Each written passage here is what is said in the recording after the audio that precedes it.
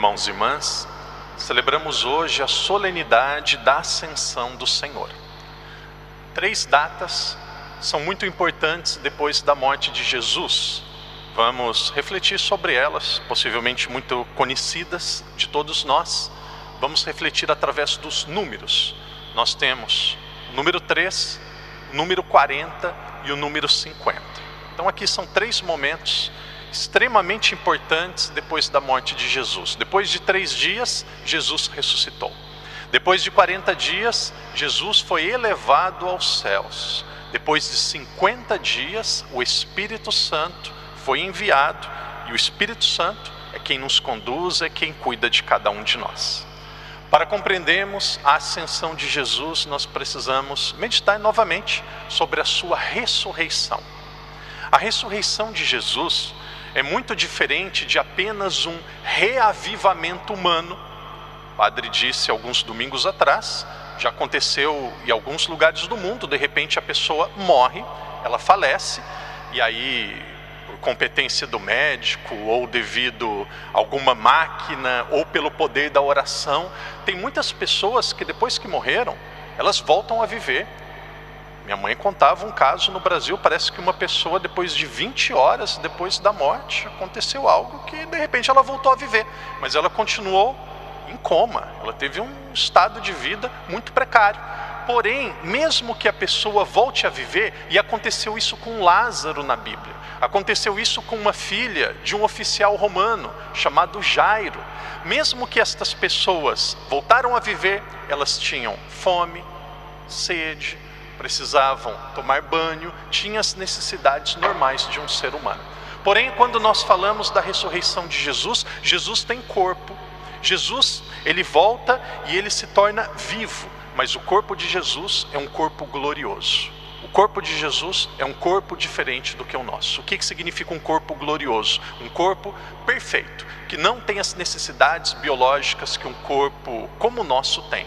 Não tinha sede, não tinha fome, não precisava sentar, não tinha as necessidades que nós temos. Jesus, ele estava vivo. Jesus, ele volta a viver, mas ele vive com um corpo glorioso. Isso aconteceu no 3º dia. E por 40 dias, este Jesus glorioso, ele continuava com os apóstolos. Naturalmente, eles não acreditaram, eles tinham dificuldade de compreender. Até chegou um dia, Tomé, ele disse, eu só acredito se eu ver, eu só acredito se eu colocar o dedo nas feridas. E aí Jesus falou, então coloca aqui o seu dedo. Coloca o seu dedo, você vai ver que é de verdade. Havia ainda as feridas, mas era um corpo diferente. Tomé tocou e ele acreditou. Jesus, por 40 dias, ele ficou com seus apóstolos. Rezava, convivia, ensinava. Depois de 40 dias, Jesus foi elevado aos céus. Confesso para vocês que, como padre, este é um dos assuntos mais difíceis de explicar. Por que é tão difícil? Porque aquilo que aconteceu, por mais que seja verdade, por mais que seja claro, de certa forma ultrapassa as categorias humanas que nós temos para compreender as coisas. Durante muito tempo, eu dizia isso na missa de ontem, dizia muito tempo, eu, por exemplo, na minha catequese, nós aprendemos que o céu está lá em cima. Então, quando nós pensávamos no céu, nós olhávamos para cima. Uma vez eu lembro, uma criança falou para mim, padre, temos que tomar cuidado daqueles que estão lá no céu. Eu falei, mas tomar cuidado de quem está no céu? Quem está no céu está numa felicidade perfeita. Não, padre, porque se o avião for muito alto, é perigoso pegar quem está lá no céu e machucar quem está lá em cima. Então, a ideia de céu material, a ideia de céu como se fosse um lugar. Para nós, o céu não é um lugar, o céu é um estado. Se eu falar para vocês assim, traga o amor e coloca o amor em cima deste altar para mim. Traga saudades e peça para a saudade vir aqui conversar comigo. Vocês vão dizer, padre, a saudade existe, o amor existe, mas não é físico. Eu não consigo tocar, eu não consigo ver, mas existe. Então pega o ar e dá meio quilo de ar para mim. Padre, com todo respeito, padre, é impossível. Então aquilo que aconteceu, a ascensão de Jesus, vou tentar usar as palavras mais claras possíveis. Aquilo que aconteceu, Jesus ele é elevado para um estado de vida diferente. Jesus ele continua vivo, Jesus ele tem corpo, mas ele é elevado para um estado de vida diferente. Jesus ele continua vivendo. O que é o céu? O céu é a perfeição, é a elevação ao mais alto grau de tudo aquilo que é bom, de tudo aquilo que é verdadeiro. O céu é o estado da perfeição de Deus. Padre, o que significa dizer que um dia nós vamos para o céu? Padre, o que significa dizer que um dia nós vamos ser salvos? Querido irmão, querida irmã, a salvação, nós irmos para o céu, significa que um dia nós vamos participar da felicidade de Deus. Nós vamos participar da alegria de Deus. Um dia nós vamos nos transformar de uma forma perfeita e para sempre, junto com Deus. O céu, a salvação, é participar da felicidade com Deus. Trazendo para a nossa realidade aquilo que é teórico, irmão, irmã, Deus continua vivo. Deus estando no céu, Jesus estando no céu, com um corpo humano como o nosso, Ele diz para cada um de nós que tudo aquilo que nós passamos é apenas um meio, é apenas um momento. A vida verdadeira é a vida que nós teremos com Ele. Irmãos e irmãs, nós podemos ter muitos sonhos, podemos ter muitas metas na nossa vida. Muitas pessoas dizem, padre, o meu sonho, no Brasil, ouço muitas pessoas dizendo, padre, no Brasil o meu sonho é comprar a minha casa própria. Muitos dizem, padre, o meu sonho é educar bem os meus filhos, que eles estudem, que vão para a universidade. Padre, o meu sonho é recuperar a minha saúde. Ótimo, todos estes são sonhos bonitos e importantes, mas o sonho por excelência, o sonho maior, o único sonho que quando realizado ninguém vai poder roubar de nós, é o sonho de participar da felicidade de Deus. Queridos irmãos e irmãs, isso não é poético, isso não é romântico, isso é real e deve aquecer o nosso coração. Nós precisamos sonhar com o céu. Nós precisamos sonhar com a eternidade. Tudo que nós fazemos na nossa vida, nos momentos de discernimento, nos momentos de escolha, nós devemos perguntar assim, o que esta decisão, como que esta decisão vai me ajudar a ir para o céu? Se eu tomar esse caminho, me ajuda a ir para o céu? Ajuda, vá. Não ajuda, não vai. Tudo na nossa vida deve ter esse direcionamento para nos levar para o céu. Hoje nós celebramos o Dia das Mães. Muitos de nós, e eu imagino que deve ser, muitos de nós não temos a mãe presente porque a mãe já faleceu. E essa possivelmente deve ser uma das maiores tristezas que alguém pode ter. Por mais que muitos tenham tido conflito com a mãe, dificuldade, nenhum pai, nenhuma mãe é perfeito, mas a mãe é um pedaço nosso. O primeiro lugar que nós moramos no mundo foi no ventre da nossa mãe. O primeiro lugar que Deus pediu para nós ficarmos, para nós nos acostumarmos com o mundo, com a terra, com tudo aquilo que é humano, foi o ventre da nossa mãe. Então que na celebração de hoje todos nós, de uma forma muito especial, rezemos pela nossa mãe. O padre falando sobre a ressurreição, sobre a ascensão. Normalmente algumas pessoas perguntam assim, dizem assim, padre, a minha mãe faleceu, onde ela está? Padre, aqueles que morreram, eles continuam sabendo o que acontece aqui na terra? Padre, minha mãe, o meu pai, um ente querido já faleceu, eu posso me comunicar com ele? Então deixa o padre dizer assim, existe muito achismo. O que é achismo? Achismo é falar o que vem na cabeça, é igual futebol. Futebol todo mundo dá palpite, o Cristiano Ronaldo tem que jogar mais para a direita, avança mais, chuta mais a bola. Mas, meu amigo, é profissional, tem um técnico, a economia, a inflação está muito alta, os juros tem que mudar. Meu Deus, tá bom, pode dar os palpites, mas muitas vezes nós devemos nos aprofundar, senão as nossas reflexões elas ficam muito superficiais. Então, muita gente diz, morreu, é isso que acontece, é aquilo, e dão vários palpites. Mas aquilo que a igreja ensina, que nós acreditamos que é a verdade, além de consolar o nosso coração, dá uma resposta para a nossa razão e apresenta a cada um de nós aquilo que espera pela nossa vida.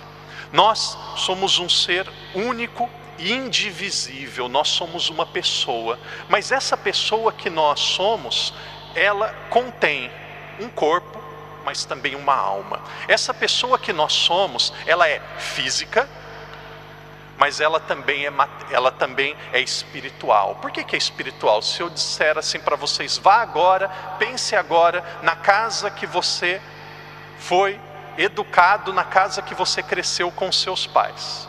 Em um segundo você entra lá, possivelmente até dentro do seu quarto, até lembra os seus brinquedos. Por quê? Porque a alma vai, o pensamento vai. Então nós somos seres espirituais e também seres físicos. Quando nós morremos, o que acontece? Isso daqui é óbvio. Quando nós morremos, o corpo apodrece. Vê uma pessoa que morreu hoje, volta depois de um ano, não tem quase nada. O corpo, ele para, mas o que acontece com a alma? O que acontece com esse princípio espiritual que nós temos? Ele se encontra com Deus. Nem o sono para a nossa alma. No sono o corpo está paradinho, mas a alma está pensando e raciocinando e às vezes está trabalhando e fazendo um monte de coisa. Então depois que nós morremos, a nossa alma ela continua viva. A nossa alma ela continua consciente. Você continua sabendo que você é você, continua sabendo de tudo aquilo que aconteceu e você se encontra com Deus. E nesse encontro com Deus existem duas possibilidades. Ou nós somos salvos, ou nós somos condenados. Ou nós somos salvos, ou nós somos condenados. O que é a salvação? É viver para sempre com Deus. O que é a condenação? Viver para sempre afastado de Deus. Padre, uma pessoa que nunca ouviu falar de religião, uma pessoa que nunca ouviu falar de Jesus, essa pessoa ela vai ser julgada pelas virtudes naturais que são infusas em cada um do ser humano. Todo mundo tem sentimento, tem conhecimento e tem a virtude, ou deve desenvolver a virtude da justiça, para saber o que é certo e o que é errado, da fortaleza para evitar o mal, da prudência para procurar aquilo que é bom e se afastar daquilo que é ruim, e também da temperança para usar corretamente aquilo que são os bens temporários. Então uma pessoa que não conhece a Deus, ela vai ser julgada pelas virtudes naturais que todos nós recebemos desde quando nós nascemos. Alguns vão ser salvos, alguns vão ser condenados. Aqueles que são salvos, alguns, e aqui eu imagino que seja raro, alguns que vão ser salvos e vão viver e vão estar com Deus imediatamente. Já estão preparados, já estão prontos, já estão com as vestes brancas, purificadas, limpas. Existem pessoas que estão em um estado de santidade tão grande que quando eles morrem vão viver diretamente com Deus. É como se fosse uma régua de 0 a 10. 10, céu. 0, inferno. Aquele que chegou no 10, ele vai para Deus. Mas existem pessoas que são salvas, mas elas não estão ainda totalmente purificadas e prontas para viverem com Deus. Se o céu é a perfeição total, uma pessoa que ainda tem imperfeição, ela não pode ir para o céu. Então o que vai acontecer? Isso que a igreja fala, muitas vezes as pessoas dizem assim, o purgatório não existe, purgatório é bobagem, purgatório é coisa feia. Não, o purgatório é a coisa mais linda do mundo, é a nossa maior esperança. O que é o purgatório? O purgatório é um já e um ainda não. Por que é um já? Porque a pessoa que está no purgatório, ela está salva. E por que um ainda não? Porque ela ainda não está com Deus perfeitamente no céu. Então existem pessoas que o copo não está totalmente cheio ainda. Existem pessoas que não chegaram ainda no 10. Elas estão salvas. O purgatório só tem uma porta de saída, que é para o céu, mas ela ainda não está salva. Padre, e esses que estão no purgatório, talvez a minha mãe, o que eles podem fazer? Eles não podem fazer mais nada por eles mesmos. O nosso último ato que nós podemos fazer pela nossa salvação acontece no instante da nossa morte. Depois da morte, ninguém pode fazer mais nada por si. Porém, quando nós falamos da igreja, permita-me o padre encerrar dizendo isso, eu penso que é importante, é uma catequese para todos nós. Quando nós falamos na igreja, a igreja ela está em 3 estados diferentes. A igreja ela é triunfante no céu. A igreja ela é padecente no purgatório. A igreja ela é militante na terra. Quem está no céu está e faz parte da igreja? Sim. Quem está no purgatório faz parte da igreja? Sim. Quem está na terra faz parte da igreja? Sim. Quem está no céu faz parte da igreja? Não. Não. Então a igreja ela está em 3 estados diferentes. O que acontece com a igreja triunfante? Quem está no céu? Quem está no céu só pode oferecer. O que acontece com a igreja padecente que está no purgatório? Ela só pode receber. O que acontece com a igreja padecente, aquela que está na terra? Ela recebe do céu, pode oferecer para aqueles que também estão aqui na terra e oferece também para aqueles que estão no purgatório. Aqueles que estão no céu oferecem para o purgatório e para a terra. Aqueles que estão no purgatório recebem de quem está no céu, recebe de quem está na terra. Quem está na terra oferece orações, sacrifícios, caridade para quem também está na terra e por aqueles que estão no purgatório. Padre, eu entendi, mas parece que é meio complicado. Não é complicado, isso é aquilo que nós vamos rezar daqui a pouco, que nós dizemos, eu creio na comunhão dos santos. Se algum dia alguém perguntar para vocês, o que significa eu creio na comunhão dos santos? Em 30 segundos. Crer na comunhão dos santos significa acreditar que a igreja está em 3 estados, no céu, na terra e no purgatório. E entre esses estados existem vasos comunicantes, canais espirituais comunicantes, que continua havendo relação entre nós. E esta relação, ela acontece através da oração e da caridade. Resumindo, rezem, peçam para rezar missa, acendam velas, façam caridade por aqueles que já faleceram, porque esses que já faleceram continuam na igreja, entre nós há comunicação e aquilo que nós fazemos de bom seguramente irá ajudá-los, eles que já estão salvos, aqueles que estão no purgatório, mais rápido possível, estarem com Deus e viverem para sempre. Queridos irmãos e irmãs, a ascensão de Jesus é uma alegria para nós, para nos dizer que existe um corpo humano no céu e um dia também será o nosso corpo humano. Esse corpo que será transformado, esse corpo que também um dia será glorificado.